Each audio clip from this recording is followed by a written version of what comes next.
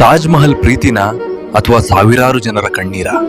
ಈ ಭೂಮಿಯಲ್ಲಿ ಪ್ರೀತಿಯ ಅತಿ ದೊಡ್ಡ ಚಿಹ್ನೆ ಅಂತ ಹೇಳೋ ತಾಜ್ ಮಹಲ್, ಆದ್ರೆ ಅದನ್ನು ಕಟ್ಟಿದಾಗ ಸಾವಿರಾರು ಜನರ ಕೈಗಳು ನಡಗಿದ್ವಾ, ಕಣ್ಣೀರು ಸುರಿದ್ವಾ? ಇತಿಹಾಸ ನಮ್ಮಿಂದ ಏನು ಮರೆಮಾಚಿದೆ?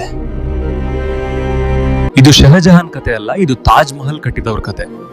ತಾಜ್ ಮಹಲ್ ಪ್ರೀತಿಯ ಸಂಕೇತ ಅಂತ ಹೇಳ್ತಾರೆ, ಆದ್ರೆ ಅದನ್ನು ಕಟ್ಟಿದವರ ಕತೆ ನಮ್ಗೆ ಯಾಕೆ ಗೊತ್ತಿಲ್ಲ? ಈ ವಿಡಿಯೋ ಕೊನೆಯವರೆಗೂ ನೋಡಿ, ನಿಮ್ಗೆ ತಾಜ್ ಮಹಲ್ ಬಗ್ಗೆ ಇರುವ ಕಲ್ಪನೆ ಬದಲಾಯಿಸಬಹುದಾ? ನಮಸ್ಕಾರ, ನಾನು ಸಲೀಂ.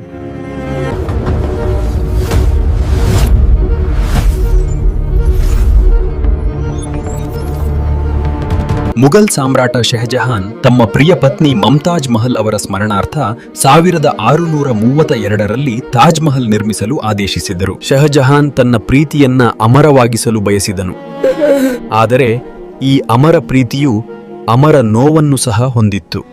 ಇತಿಹಾಸಕಾರರ ಪ್ರಕಾರ 20,000ಕ್ಕೂ ಹೆಚ್ಚು ಕಾರ್ಮಿಕರು ತಾಜ್ ಮಹಲ್ ಕಟ್ಟಲು ಕೆಲಸ ಮಾಡಿದರು. ದಿನ ರಾತ್ರಿ, ಬೇಸಿಗೆ ಚಳಿ ನೋಡದೆ ಅವರು ದುಡಿದರು. ಹಲವರು ಜನರು ಗಾಯಗೊಂಡರು, ಕೆಲವರು ಜೀವವನ್ನೇ ಕಳೆದುಕೊಂಡರು. ಪ್ರೀತಿಯ ಸಂಕೇತ ಅಂತ ನಾವು ನೋಡುವ ಈ ಕಟ್ಟಡ ಅನೇಕ ಕಾರ್ಮಿಕರ ಮೌನವಾದ ಸಮಾಧಿಯಾಗಿಬಿಟ್ಟಿತು. ಒಂದು ಭಯಾನಕ ಕಥೆ ಇದೆ. ತಾಜ್ ಮಹಲ್ ಪೂರ್ಣವಾದ ಮೇಲೆ 20,000 ಕಾರ್ಮಿಕರ ಕೈಗಳನ್ನ ಶಹಜಹಾನ್ ಕತ್ತರಿಸಿದ್ರು ಅಂತ. ಇದಕ್ಕೆ ಸ್ಪಷ್ಟ ಇತಿಹಾಸದ ಸಾಕ್ಷ್ಯ ಇಲ್ಲ, ಆದರೆ ಒಂದು ಸತ್ಯ ಏನೆಂದ್ರೆ, ಇಷ್ಟು ದೊಡ್ಡ ಕಟ್ಟಡ ಮತ್ತೆ ನಿರ್ಮಿಸಬಾರದೆಂದು ಕಾರ್ಮಿಕರನ್ನ ಚದುರಿಸಲಾಯಿತು. ಇತಿಹಾಸ ಕೆಲವೊಮ್ಮೆ ಮಾತಾಡುವುದಕ್ಕಿಂತ ಮೌನವಾಗಿ ಹೆಚ್ಚು ಹೇಳುತ್ತದೆ.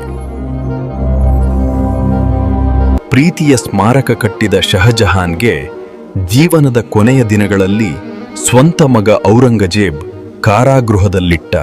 ಆಗ ಶಹಜಹಾನ್ನನು ಆಗ್ರಾ ಕೋಟೆಯ ಕಿಟಕಿಯಿಂದ ದೂರದಲ್ಲಿರುವ ತಾಜ್ ಮಹಲ್ ನೋಡುತ್ತಾ ಅಳುತ್ತಿದ್ರು ಅಂತ ಇತಿಹಾಸ ಹೇಳುತ್ತದೆ.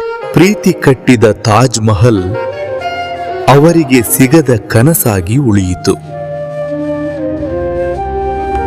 ತಾಜ್ ಮಹಲ್ ಪ್ರೀತಿಯ ಸಂಕೇತ ಮಾತ್ರ ಅಲ್ಲ, ಅದು ಅಧಿಕಾರ, ತ್ಯಾಗ, ನೋವು ಮತ್ತು ಮಾನವ ಬೆಲೆಯ ಕಥೆಯಾಗಿದೆ.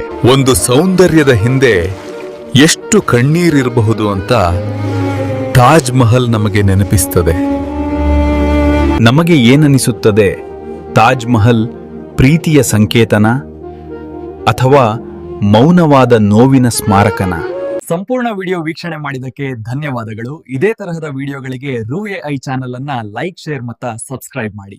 ನಮಸ್ಕಾರ.